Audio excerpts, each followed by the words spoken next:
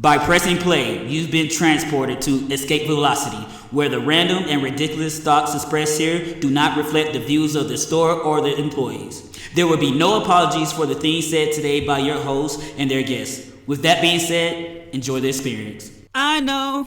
You know.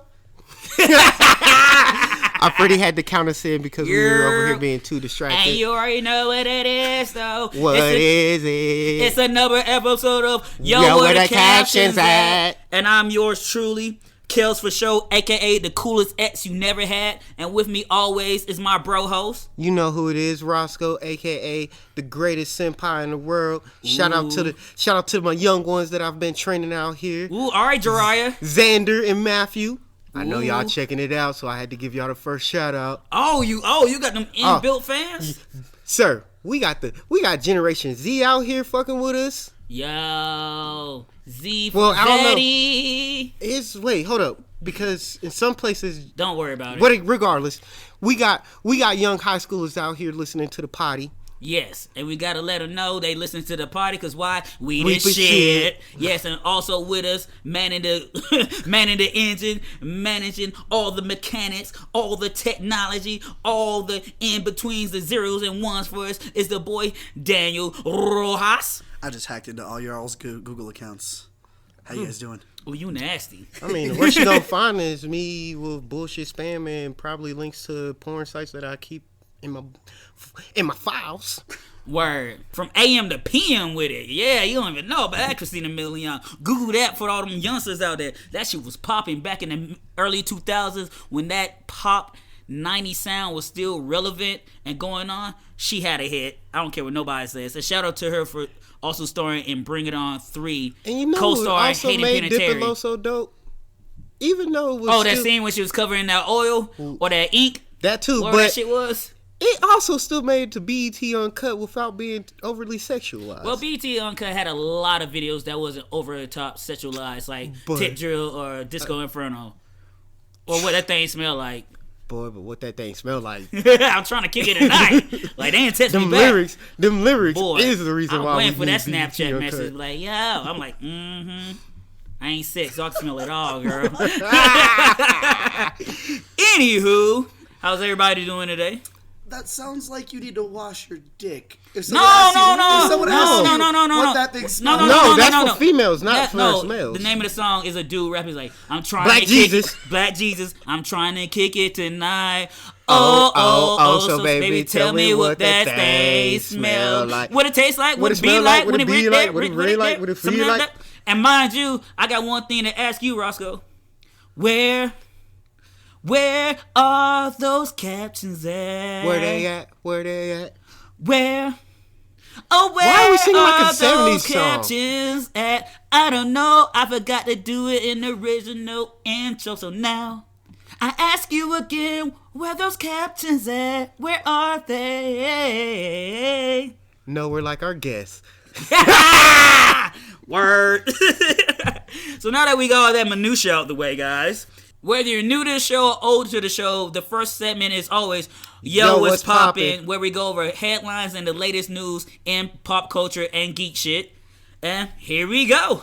Hey, Roscoe, you said you had some things to talk about, so go ahead. We're going to start with you. I know that you don't be out here in these wrestling streets like me, Word. But somebody who is famous for wrestling is now about to have a child of theirs, making them a third-gen wrestler.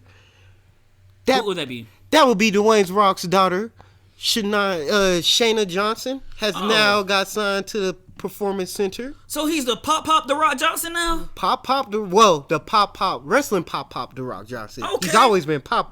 Congrats His daughter to The now Rock. just decided to following Pops and Grandpa's footsteps. And that's what the beauty of life. You lose one life and you get welcomed and blessed with a new one.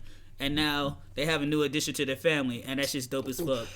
Which now gives us technically Tamina, Jimmy, Joe, Roman, and Nia. That'll now be the sixth person currently on the WWE roster in the Rock's Family Samoa tribe tree. Word. Speaking of wrestling, since I'm not in these streets and I'm not a prophet, I got a little piece of black history for your ass today, because Asia Smith will be the first black female referee with WWE, and she would debut on NXT this year. I don't know if it's this. I know about Asia Smith though, but it's coming though. So she signed for yes, she's gonna be the first black female referee starting off at NXT. Asia? Yes, I saw that shit. Like, yep, because I know what I'm bringing up. Just for a few people that don't know, Asia Smith used to be a wrestler as well. Word, that's what's up. All right, so I was gonna start this shit off with music, but it makes sense. I'm gonna say this to last so we can segue into our geeking out segment. But I'm just going to go up to the top of the list and start off with congratulations to Joaquin Phoenix for winning the Oscar for Best Actor in a Movie for the Joker. And it's funny, too. The fun fact is that every movie that the Joker has been in, it won some type of Academy Award. So, yeah, think about that, guys. But also, I would like to give a shout-out to, I still don't know how to pronounce his name. I'm sorry. But Bong Joon-ho for winning Best Director, Best Picture, and Best Original Screenplay for Parasite. First non-English and first international film to win Best Picture from the Oscars. And Daniel, but that brings up a point too, because Taika Waititi also won an Oscar for Jojo Rabbit, and what was that? Best adapted screenplay, and which makes him the first person of color to achieve that accomplishment. So shout out to all those people too. Dang, this was a good history. This just a good Black History / History Month right now for the Oscars. You guys know they were talking about translating Parasite into English and doing it that way, and it was a resounding no. But so we're not gonna get a dub. We're probably gonna get a dub for DVD release, but they're not gonna dub, but not theatrical. Oh, okay. Because people are like, "Well, how am I supposed to?" No, I'm fine. As long as when I get the DVD, I can watch it dub, or I fuck with subtitles regardless. So that's what's up. And if you just heard that applause, they just know it's a bunch of white girls having the time of their life. But yeah, I mean, not for great history, Black history, and Oscar, but I mean, just Oscar making history yet again. To be honest, I did not expect. I expect Parasite to at least win one award, not the Big Four. And it's also been a long minute since the Big Four been won by one movie. I want to say 79. Word. And going from good things about movies, let's go to a little more of a depressing note. Because Birds of Prey came out. I watched it. I liked it. I watched it. I liked it. Could have did some more better, but I mean, for what they gave us, I understand. Word. And if you want to hear more about our thoughts about Birds of Prey, we're going to have a special review episode for the Escaping Network coming sometime this week. But unfortunately, a lot of people didn't want to see the movie or chose not to see the movie, and it's being labeled as a flop. But just because it's a flop, quote unquote, financially does not make it a bad film. And I can explain why some of those, because I've talked to one person that basically was like, why should I go see this movie? And there are reasons a lot, and I'm not going to lie, people's reasons of logic is silly goosey. Because go ahead, I'll let you explain. One person's reason of logic is, why should I go watch this movie if I already got the animated Harley Quinn show? Which I had to explain to said person. Two different things. Also, this movie is really a setup for another franchise, Birds of Prey. Yes, Harley Quinn's in it, but the only reason why she's in it is to help promote and introduce this faction of people. And they was just like, then why even have it? I'm like, to introduce new characters. You ain't gonna go see this movie because of some new characters you don't know. If you know one character, you'll probably go see it and then learn about these new characters. But some people are just like, I already seen this Harley Quinn in Suicide Squad, and Suicide Squad was trash, so I'm not going to go give it a chance. Well, I can't blame them for having that opinion. That's their right to have. Where, as far as it comes from the Harley Quinn cartoon series, that is definitely my favorite Harley Quinn. So if you don't want to see it because of that, fine. But I would argue the point that if you want to see it, see it. If you don't, you're going to find reasons to hate it. But you should definitely give it a chance, especially if you're invested into the DCEU.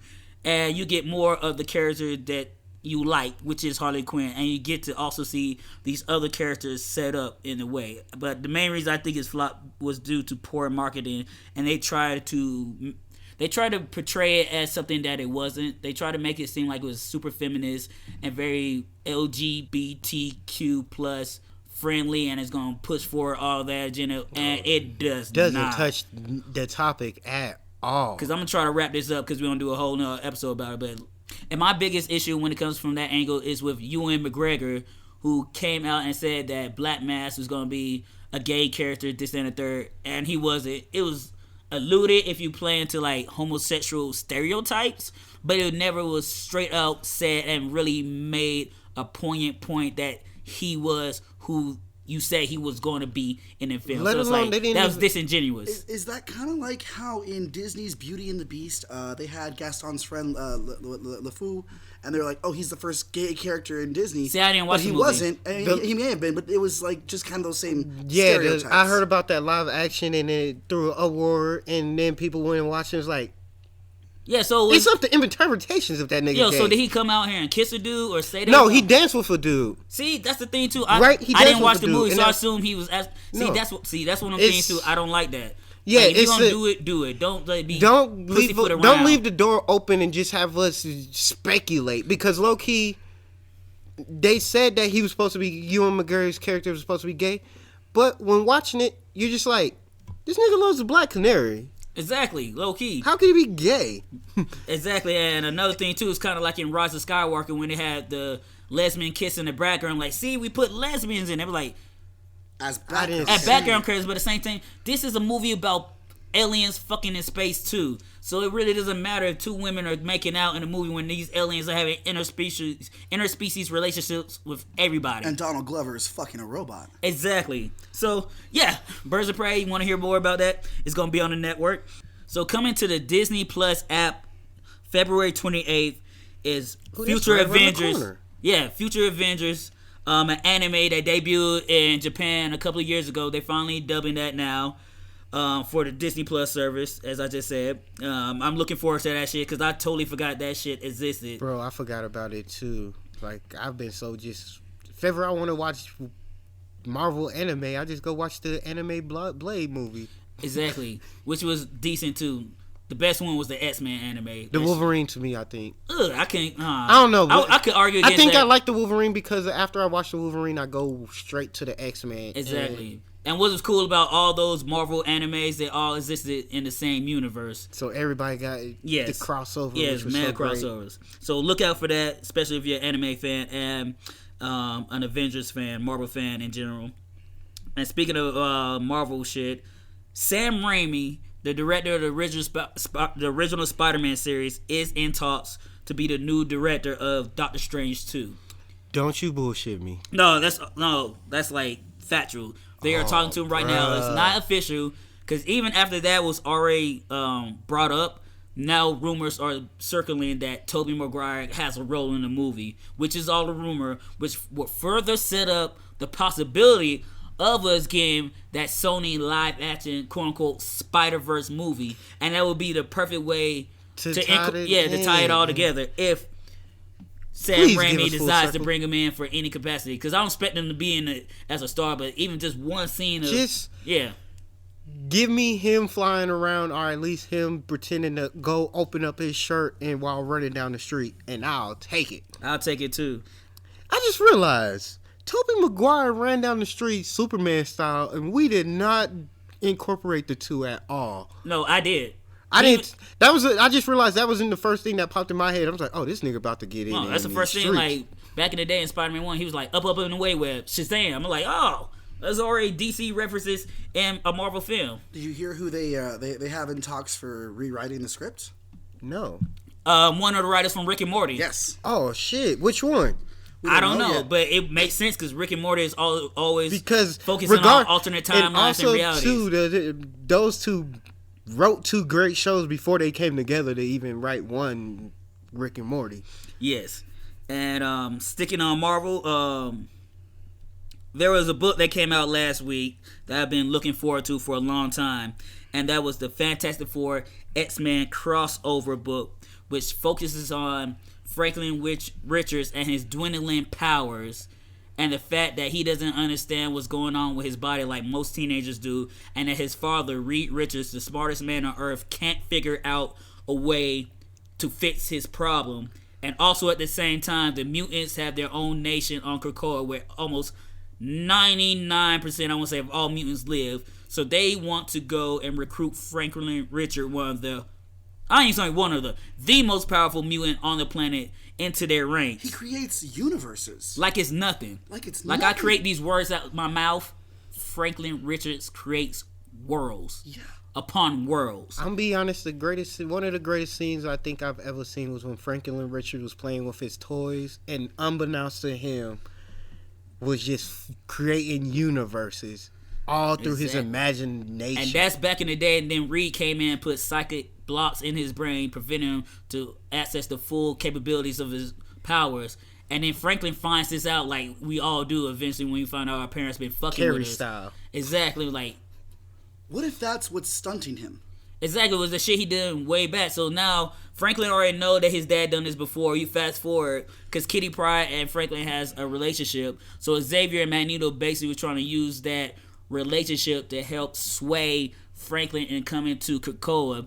And there's these gates that transport you automatically to the mutant nation if you're a mutant, if you travel through. So Franklin tried to run through, and just like motherfucking Michael in The Good Place, he tried to go through that gate and he couldn't. Then Reed was like, yeah, I knew this might be a possibility, so I engineered a device to mask your mutant DNA so Krakoa wouldn't see you as a mutant, so you can't go there. And Franklin's like, the fuck? Like, you took my choice for me. And everybody like Sue and Ben's like, you fucked up. That was not your choice to make. Oh, Franklin about to fuck up Reed. Exactly. So he talks to Valeria, his sister, and Valeria's basically like, yo, bro, I will go with you. Like, you're my brother. I just want to make sure you're safe and you're happy. We could check it out together. So they sneak onto the Marauder ship and they go to Krakoa, but they don't know they're not going directly to Krakoa because the Marauders have to do their mission. And when they're on their mission to help give supplies to these mutants, none other than Dr. Doom shows up at the end of the issue like, yo, what the fuck is going on? So now we got to wait to see how Doom reacts to the fact that Franklin, Richard, and Valeria, basically his godchildren, are in this boat with the mutants after he already knows, because Doom knows everything, that his parents didn't want him to go to Krakoa. So we get that whole we don't figure out if Godfather Doom gonna help him get there, or is he gonna tell Reed and them? That's the interesting part too, because how Kitty and Franklin got cool, because after the mutant massacre, Colossus couldn't change back to his metal form, and Kitty was in a constant state of phasing. So if she stayed in that predicament, she was going to eventually be unable to solidify herself, which was going to cause her just to fade out in existence. And the X-Men went to Reed for help. He basically said no, so they went to Doom, and Doom was helping him, or Doom was helping her with that issue. And then Franklin was secretly coming to Latveria and talking to Katie about her problems, because he related to not being able to control his powers. So that's how they got that relationship started. Mm-hmm. And that's a good point that you bring up, Ross, because we don't know what Doom's going to do. Is Doom going to be like, yo, Franklin, I didn't know you was going through this. I can help you. Or is he going to be like, fuck all this shit. I'm going to be like, fuck Reed. I'm going to take you to Krakoa. Or the mutants be like, we don't want no shit with you, Doom. Like, no, you ain't a mutant either. And you already said you don't want our Krakoan plants in Latveria. So how is this all going to play out, especially in the Marvel timeline where Kitty is quote-unquote missing and Doom is quote-unquote enemy number one. And while we're still on this Marvel, in the comic books, can I also point out that first 2-3 pages of that Thor, the latest issue that you handed me. Oh, that Thor 2? Whew. With the tease of the Justice League crossover. Whew. So if you also listen to Escaping Podcast, I hinted at the fact that Marvel and DC always cross over at some point in time, and there's a new crossover coming. It's been bubbling. And what Roscoe just brought up was the fact that solidified that it's about to happen. Because there's a scene when you basically see all the DC Justice League characters more or less featured in a panel. You see Flash running, Green Lantern flying, and Superman flying, and you sit there and look at that panel. It's like, something's not right in this panel. And I keep looking, and I'm like, I know these color schemes. I know it's a comic book, but this isn't right. And I keep on realizing, I'm like, this is Thor. This is a Marvel comic book. These are DC characters because I know this street. Word. They're about to give us this Marvel versus DC, and I flipped out for at least a good 10 minutes. Because I told Ross, like, just look at it. Like, you see this is Thor. I opened the page. I was like, tell me what you see. And I'm staring at it, and I'm like, don't overthink it. You know exactly I'm what like, you're looking at. I know I'm seeing something right, but I don't see nothing wrong. And he keeps on saying, don't overthink it. What do you see? And I said, is this supposed to be who I think they are? He said, if you thinking I'm what I'm thinking, yes. What are you thinking? I said, the fucking Flash and Green Lantern and Superman in Thor? And then he hit me with what happened in that Superman. And going back, that Doomsday Clock. That Secret Crisis. I said, I can't wait. Oh my God. I'm back in this bitch. Word. And speaking about heroes, one of my favorite animes, My Hero Academia, is finally back on track with giving us Bakugo and Todoroki, like the top three, two of the top three most popular characters in the anime itself, because they kind of went on a diversion and focused on other characters. But after this last arc has ended, they're back being more of a focus in the show, and I couldn't be happy about that shit either. True that. So if you haven't been watching My Hero or haven't caught up, you definitely need to get into it right now, because it's about to get on a whole lot of fun shit. And one more thing before we get into the music part, a trailer that we've been waiting for a long time dropped, and that would be Spiral from the Book of Saw, starring Chris Rock as a detective. It's the Chris Rock quote-unquote Saw movie that he's executive producing. It would be based, I want to say 10 years after Jigsaw. Word, but it also has a 70s vibe, so it's kind of weirded out. Because the thing is, Samuel L. Jackson is playing Chris Rock's father. So what most people are realizing is either Sam Jackson's out of retirement, or we're witnessing two timelines at the same once. time. Yeah, because for those that aren't into Saw is known for having good plot twists and everything, as well as, if you were a true fan of Saw and was watching the trailer, you noticed the three key color schemes, red, green, blue, were all in this whole movie. Also yellow, but the yellow tones was like early Saw. But as y'all can hear, I'm a Saw fan. I know the lore. We were supposed to get 10 movies to franchise us out. Due to the popularity of Insidious and Paranormal Activity, The Conjuring, and all those films. We got short sticks, but I mean, Saw 1, 2, and 3 ran and directed by the original people before they left, and you seen the greatness. Chris Rock saw the greatness. That's why he became a fan, bought the rights, and wanted to redo the work on it. I'm be honest, I can't wait. I'm be honest, when I saw it, I'm like, oh shit, they gonna give it to us on Halloween. Then when I saw it was coming earlier than that, I was like, oh, even more better. I need a spring horror movie to come into the limelight. And due to the fact that now that horror movies can succeed outside of the fall season, I just can't wait. And another thing too is, like, this is Chris Rock's technically second serious role considered outside of Fargo, this new season of Fargo. So I do want to see how his acting skills is from comedian family friendly to serious dramatic. So I can't wait. And also, a lot of people keep making a joke about Sam Jackson saying the motherfucker part, but if you relook at the scene, you could tell that he's yelling at somebody, but that somebody is a puppet with a long-tailed coat. So a lot of people wondering what's going to happen. And for anybody that's wondering why is it named Spiral, and not Saw, it's, for most people, they think it's going to be a new killer that follows the love of Jigsaw, John Kramer, R.I.P. I know he's fictional. But it's the Spiral's more of the symbolism for Buddy the puppet, who had the spiral red cheeks, for those that or just know. Like when you spin in a spiral, because this is a spin. But also too, a lot of people put in the spiral as a religious route, because with spiral, it's it's always coming back into full circle. So with followers, they're just reliving the legend. They're just honoring the legend and keeping it going on. Or it's gonna be fire like Spyro the Dragon. Really? Yes. Not gonna lie, that was my first real platformer game that I ever completed on the PlayStation. Are you guys calling Spyro Spiral? Oh shit, we is calling him Spyro. That's why you're here, Daniel. That's why you're here. The correctional genius. Word. Because we used to call that nigga Spyro. I used to call him Spyro too. It's depending on your dialect, Spyro and Spiral, it's the same thing. We the worst. We the worst. We the predators. We don't purify your water because we like it dirty and let it fill. Just like Flint. On Black History Month? Hey, I can't speak about it. At least you're keeping Flint still alive. Exactly. I bring it up because it's still a problem and we need to work towards that. We need to resolve that problem. It makes no sense. Yeah. It makes no sense.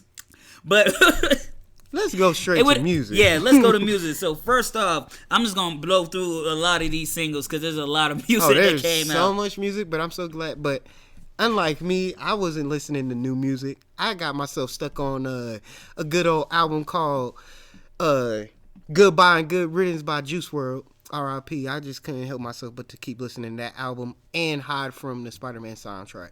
Word. And so if we're gonna start with albums, I'm gonna go Booyah.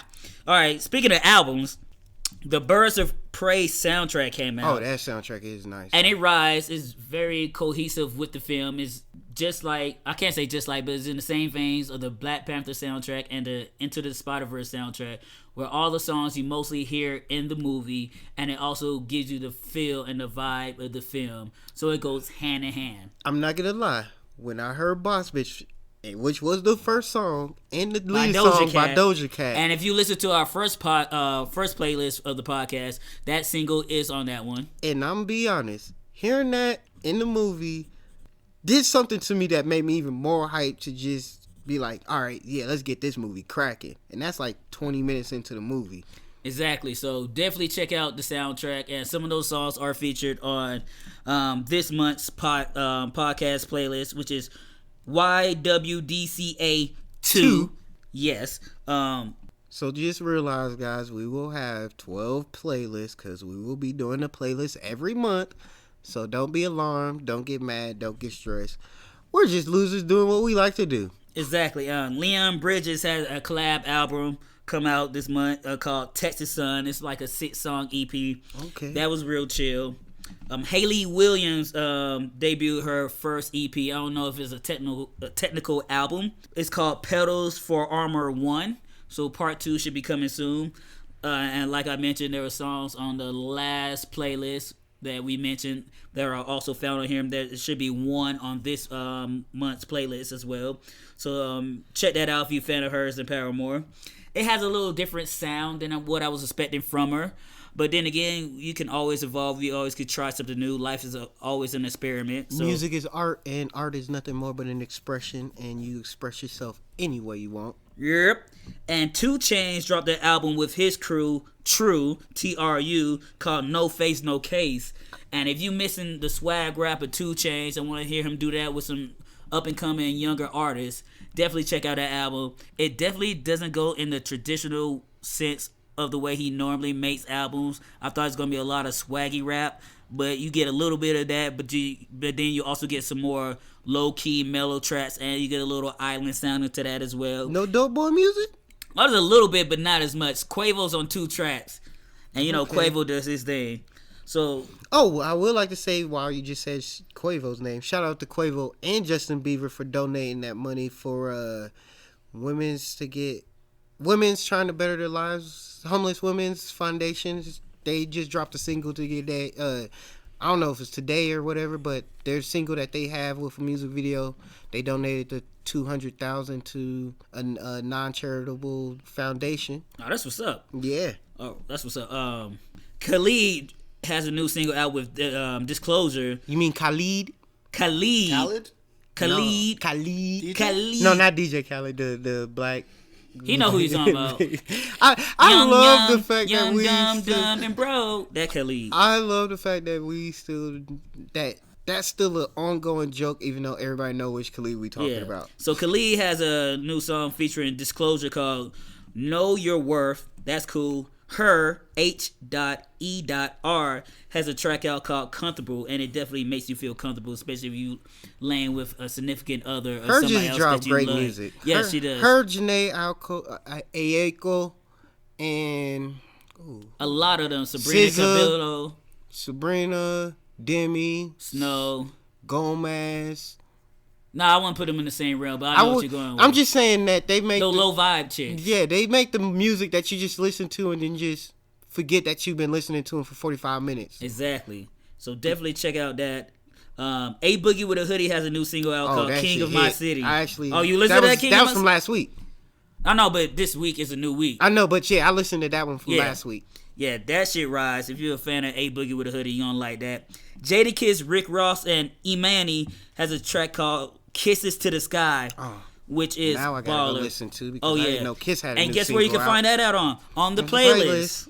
There's a new artist I discovered today by the name of Charlotte O.C. and her single is called "This Pain." It's cool. It's chill. What genre would you put her under? Kind of indie pop. Indie pop. Indie pop. Cool, Fattlegram is back. They back? Yeah, with a new track called "Pedestal," and they got a like low key EDM pop vibe. So if you're a fan of them, they're back. If you're not, I hope you will be one. They make some of my favorite music. The girl T Swizzle, Taylor Swift, has a song out called "Only the Young" from her Miss Americana Netflix documentary series? Like I didn't even know that was a documentary till I had to check where the source of the song came from. I'm like, oh shit! So I had to put it on my playlist, and I also had to add it to my Netflix queue to watch it just so I could get more of the feel of where she's coming from with this documentary. Low key, I kind of want to watch the documentary, but her movements of late kind of made me just like, I'll wait till somebody that's a true T Swizzle fan just tell me how it's about. Where can I give it a dip. Hell yeah! And then it also made me realize how many other music documentaries were on Netflix at the moment, and I haven't watched enough of them because I still need to see Beyonce's Homecoming. Let alone Betty, even though that ain't a documentary, that's more of an auto pick. Word. That shit slap. Hell yeah. Best Coast, one of my new favorite groups I discovered, has a new track out called "Different Light." G-Eazy, Tory Lanez, and the boy Tyga got a track called "Still Be Friends." And let me tell you, this boy G-Eazy always finds a hit every year or every other 2 years. He has a hit for no reason, and a lot of times Tyga's on it too. And Tyga is one of those underrated MCs that's always has a bop in the chamber. So now you got both of them on the same track with the boy Tory Lanez doing their things. Cause you know G-Eazy from the Bay, he got the Bay sound. Tyga's from the West Coast too. So it all mixes, it all works well. If you ready for like an early spring summer banger, that's definitely gonna be the one for you. And speaking of Still Be Friends, the girl Carly Rae Jepsen has a song called "Let's Be Friends," which is almost like the total opposite of that, both content-wise and style-wise, because we all know she's a popper, and so her shit is very poppy, but it's a fun track. So I hope all my pop fans out there enjoy that. Speaking of pop music, the Prince of Pop, Justin Timberlake, is featured on Meek Mill's new single "Believe," which is cool. Like, it's not as Meek Millsy as I thought it was gonna be, but it's still a good song. You can't go wrong with Justin and Meek Mills. Where there's Meek Mills, there's his ex, Nicki Minaj, and she's back with a track called "Yikes." And she's back to the old Nicki spitting and talking that bitch shit, boss shit. And I love it. That's my favorite Nicki. Like, don't give me that Starship shit, which she finally came out and admitted that was trash. But also, too, she has announced that her new album will introduce a new character. Yeah, her new personality. So it's going to be interesting to see where she goes with that. Then there's another artist I found out about, Christine and the Queens. And the name of her song is "People I've Been Sad." I'm gonna be honest, I saw that name, group title, and I was like, this one sounds like a nice established band. I'll probably come back to this later. Yeah, so yeah, it's on there. And then Tove Lo and Sean Paul have a track out called Tove. "Calling on Me." Oh. Sean Paul's on it. You know it's gonna be Jamaican and it's popping. And Tove been low key changing her sounds every album. Hell yeah! And also, Party Next Door has the remix to his track "Loyal" featuring Drake and Bad Bunny. It's a bop. It's cool. The Pussycat Dolls. They back? They back with a All track five called are still four. All Four. But like I said, the Pussycat Dolls are back with a track called React. Ooh. And guess how I'm reacting? You can't see me, but I'm jigging right now. Because it's cool and sexy. Just like they always been. And last but not least, to wrap up the music portion of this bit, will be Obama by the boy Blueface and the Baby. I must renege what I said. I've been listening to Juice WRLD and this Obama. Also Lil Tecca.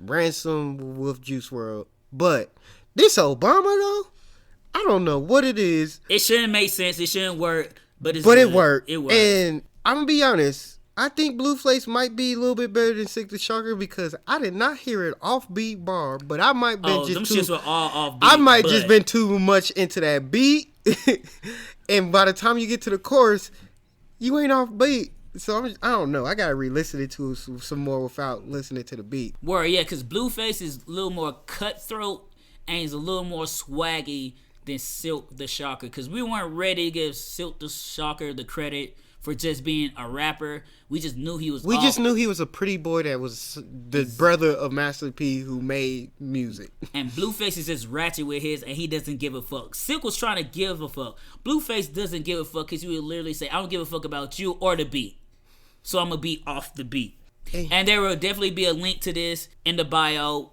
wherever you check out this podcast out on Instagram or Facebook. So make sure you listen to it, especially if you have nothing else to listen to. Let our recommendations speak for themselves, and also it will give you a better taste of who we are musically. Word. And with that being said, it's a perfect segue because when we're geeking out, which we're about to do, about one of our favorite movies and also one of the most slept on and underappreciated comic book movies of all time, in our opinions, and that's going to be one Scott Pilgrim versus the World. We are Sex Bomb, and we are here to make you think about death and get sad and stuff.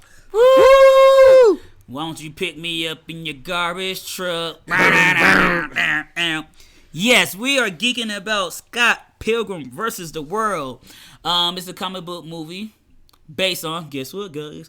A comic book. A comic book that has a lot of manga elements. Manga. I'm gonna have to go with Ross on this one. It's Dada. Fuck you. Word. But no, like, it's one of those things, yes, like, if you're not familiar with it, it's a book about a young 20-something slacker who's in a group, and it's about his misadventures in his navigating his ways through the seas of love. And yeah, the movie stars Michael Cera as our main character, Scott Pilgrim, and who's also in a band called Sex Bomb. Because I normally fuck it up, but basically if you're familiar with Mario, the little bombs that come out the cannon. Got the little wind up on them? Yes. Bombs. Yes, that's what they're named after. And they named them Sex Bombs. Yes, because they're sexy bombs. Alright, guys. We just do what we want to do. So where are we going to go about this? Whew. Let's just dive head first into the movie. This movie has the best cast. Yes. Let's start there. Underrated, good cast. Exactly. If you've read the books, if you've read the source comic material book, and then you watch the movie, they all look exactly like their characters. Big eyes and everything. I'm not gonna lie. And also to the video game that they gave us on the Xbox and the PlayStation Marketplace.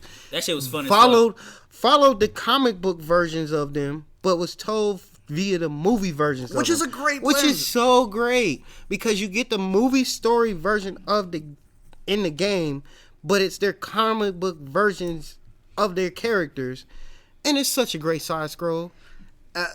Again, with the perfect casting, yes, they all you can see, but there's one character in particular who looks exactly like the comic book character, and that's Steven Stills, the lead singer of the Sex Bomb. Yes. He looks just fucking like that drawing. It's scary. And the fuck. I was gonna go with Chris Evans' character, but Chris Evans, Lucas Lee. Yeah, so yeah, like Roscoe just said, Chris Evans, aka Johnny Storm, aka Captain America Steve Rogers, aka another character from What was that movie? Not The Boys. The Losers. So this was like... And not another teen movie where he had the banana up his ass. Yes, but I was just going to go off other comic book movies they was in. So this was like his fourth time being a comic book character. And he was also in the movie Push. Yes, which was based on a graphic novel, which is low-key slept on because that was a dope movie. I love that movie. I love it too. Jimon... Basically, his name sounds like It looks like it's Digimon. Or Dijon Mustard, the black guy from Amistad that was in 2 Marvel movies. And he played Dr. Midnight, or was it Brother Midnight? Brother Midnight and Constantine with Keanu Reeves. And he played the bounty hunter in The Island. Yes, he was. Oh, shit, he was.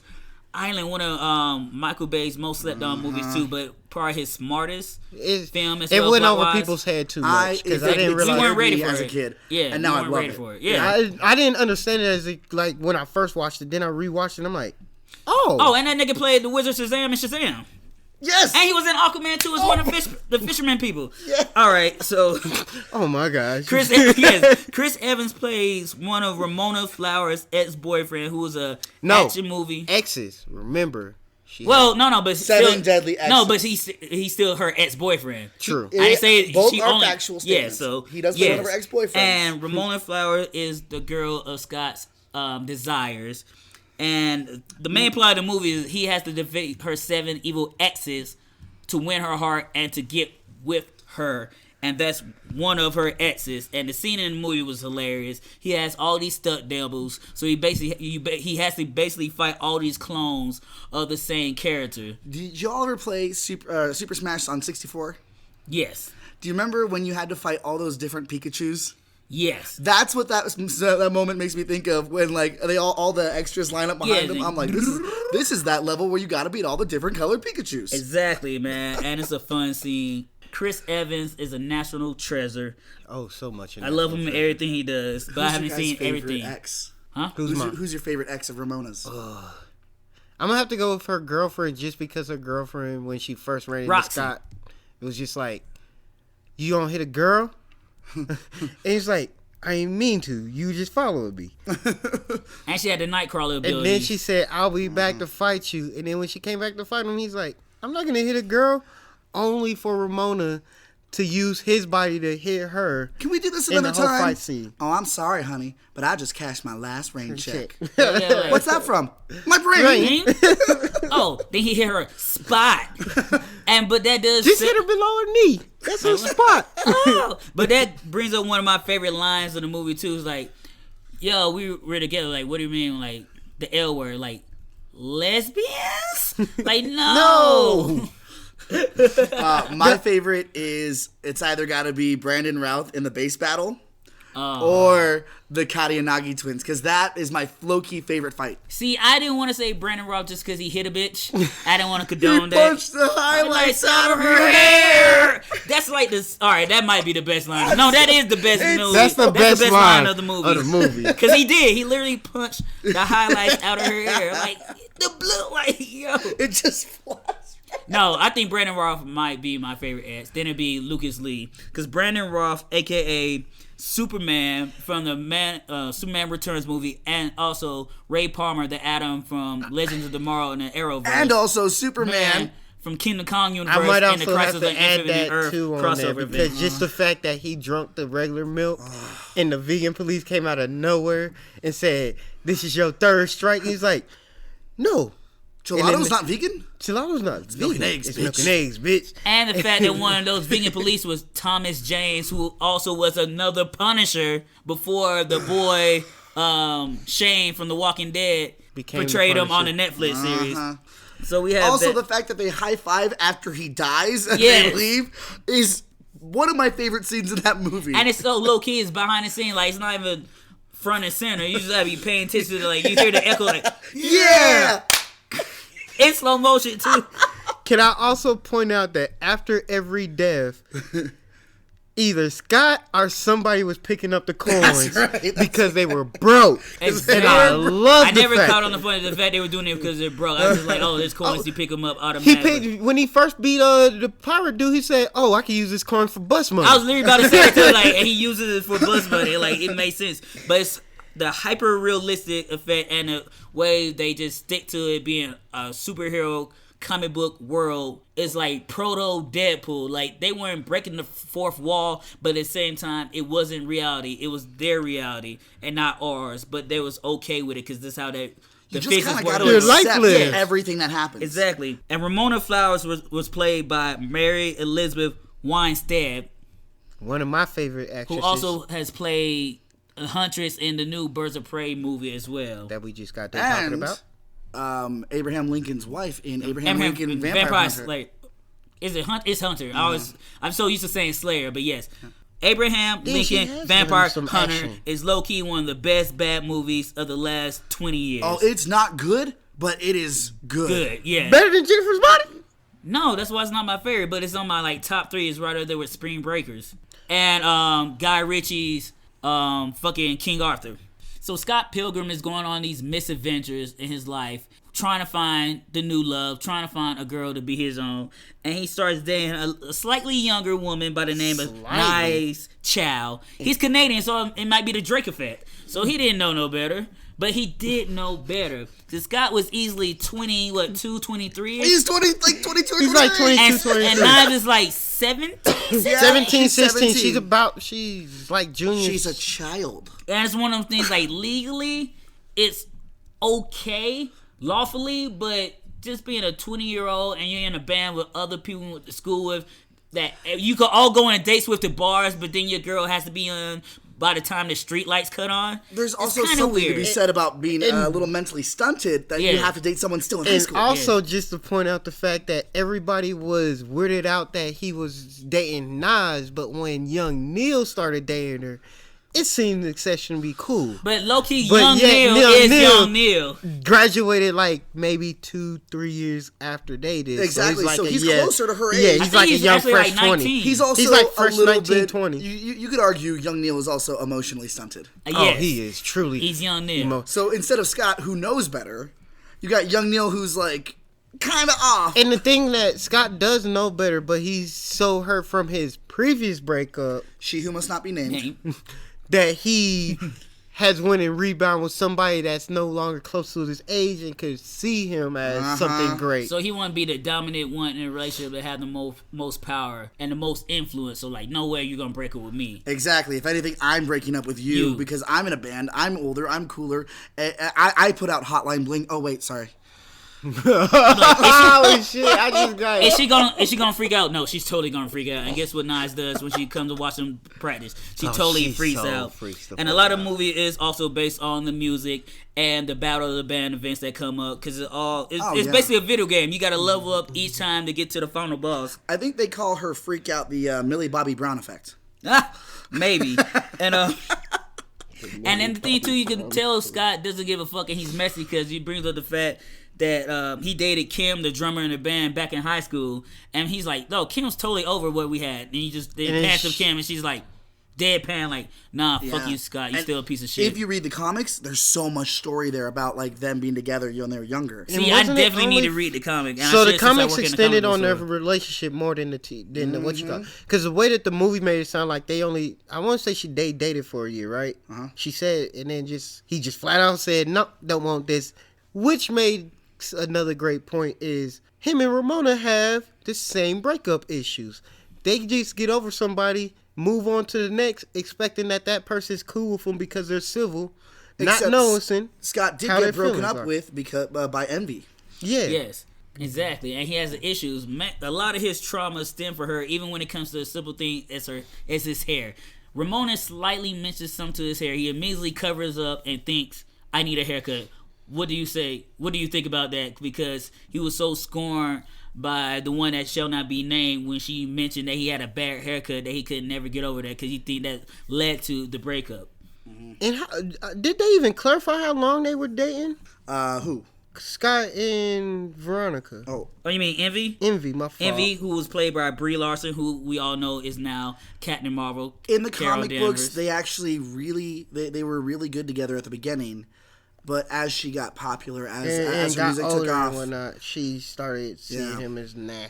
And she left him because she liked the idea of being this famous person, and she couldn't be with him because of all this stuff. You got to read the comic. It's exactly. so good. And also, I'm just gonna talk about the MVP of the movie, and that's gonna be Wallace, played by Kieran Culkin, Macaulay Culkin's younger brother from Father of the Bride. And Father of the Bride too. Oh, he was in that shit. He's the little son. See, he was the little son? I remember watching the movie. Steve Martin was the main star. Yeah, I remember watching the movie, but not to that degree of detail. Like I'm like, oh, that's little Macaulay Culkin's brother. Oh yeah. But word. I didn't. Plus, also as a kid, I didn't really. I have a weird shaped brain, so all that stuff stuck. I guess weird. And what makes Wallace so dope is like he's messy, but he also is Scott's best friend, and he always looking out for Scott. But at the same time, he has to look out for himself and everybody around. And not that he's just any type of messy. He gay messy, which is my favorite type of messy. Exactly. And it's just like one of those things too, like him, Scott, and his dude all sleep in the same bed. Not even sexual, it's just the fact that they're poor. Scott's poor. He owns his jacket, his shoes, and a toothbrush in the apartment. Exactly. So Wallace like, yo, you my boy, I'm not gonna kick you out. You can sleep in my bed. Until he did kick him out. Exactly. And also, as soon as Wallace knew any information, he told everybody. Literally, there's a scene where Scott's there with a new girlfriend. He walks out the store, and his sister automatically knows everything that's going on. But also, too, William was his sister's best one. Like, not just Scott's best friend, but like William always went to his sister, and his sister was always the first one to hit Scott up. I just realized he also played Macaulay Culkin's cousin in Home Alone. Oh, shit. The one who wet the bed. What? Oh, shit. Because Wallace's best friend, who is also Scott's sister, name is Stacy, played by the great and very delectable Anna Kendrick. And she nails this role, because she always nails this snarky, young, hip chick. And it's funny, too, because there's a gag in the movie where Wallace is sitting next to her and her new guy. And next thing you know, Wallace has stolen her boyfriend from her, and she's just like, again, Wallace? So Wallace has a habit of stealing her boyfriends, which is funny because that just goes into like the messy, toxic nature of all their relationships. And realize Wallace was a male, so he was out here getting all these straight dudes. Flipping them like coins. And one of my other favorite scenes, too, with Wallace messing with another dude is all three of them in bed. Old dude picks up the phone, hands it to Wallace, only for Wallace to answer the phone and hand it to Scott.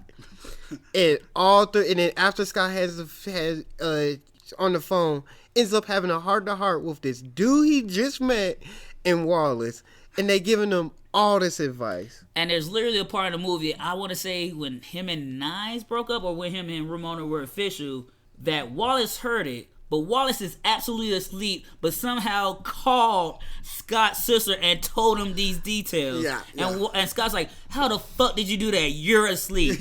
But it's just one of those moments in that movie that makes you realize this how ridiculous it is, but funny at the same time. For me, that moment is when Knives shows up. It knocks on the door and Scott jumps out the window. Yes. And then just left. And then goes and grabs his coat while he's saying she just walking through the window.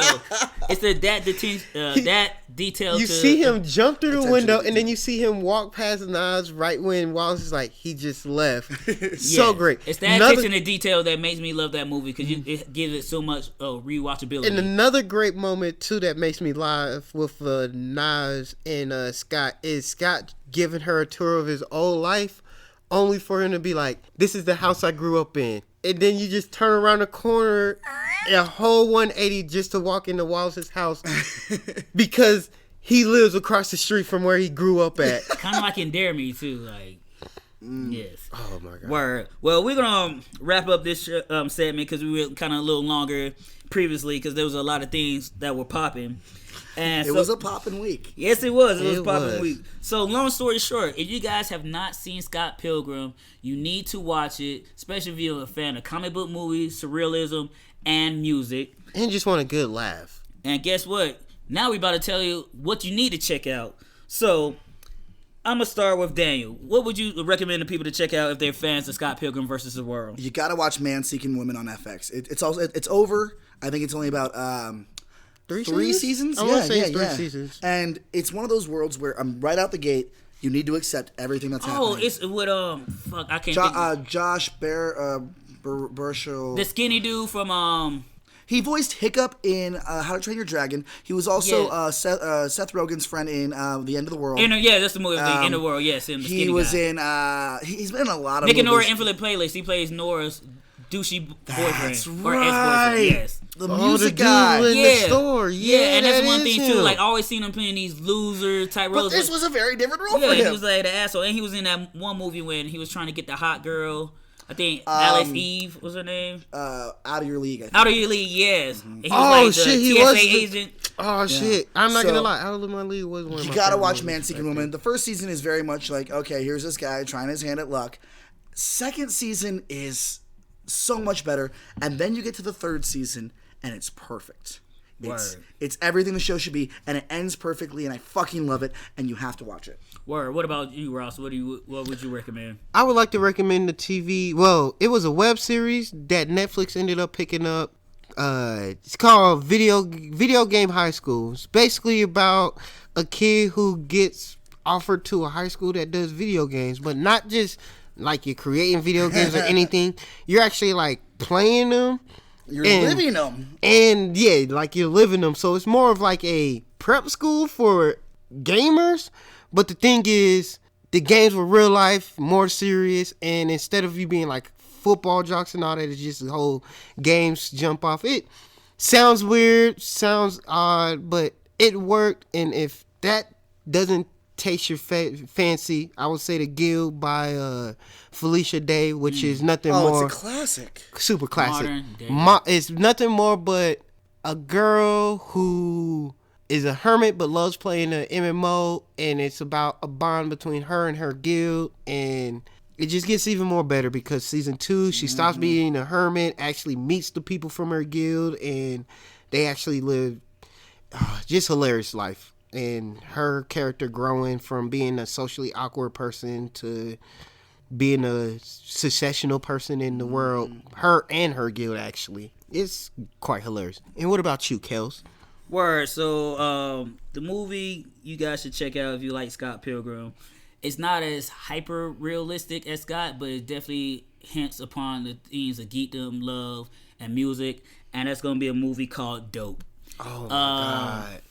It's about a it's about a So young great. black teenager in LA going through the motions, trying to figure out who he is in the world, while at the same time trying to figure out love and the female relationship. He's in a band with his other fellow geeks, and it's just one of those slice of life. I want to get with the girl, but I don't know how to. I want to make music, but I also don't know where my future's going to take me. And it's produced by Pharrell, had a hand in it. Forrest Whitaker does the introduction to it, and the boy Shameik that voiced Miles Morales in the Into the Spider-Verse movie. He's the main character in the film. Also funny too, old buddy that plays Flash Thompson in the new Spider-Man movies, he's in it as well. Zoe Kravitz is in it, who's being Catwoman, who also played Angel in X-Men First Class. And voiced Mary Jane in Into the Spider-Verse. And we'll be getting hers. She? Oh yeah, she did.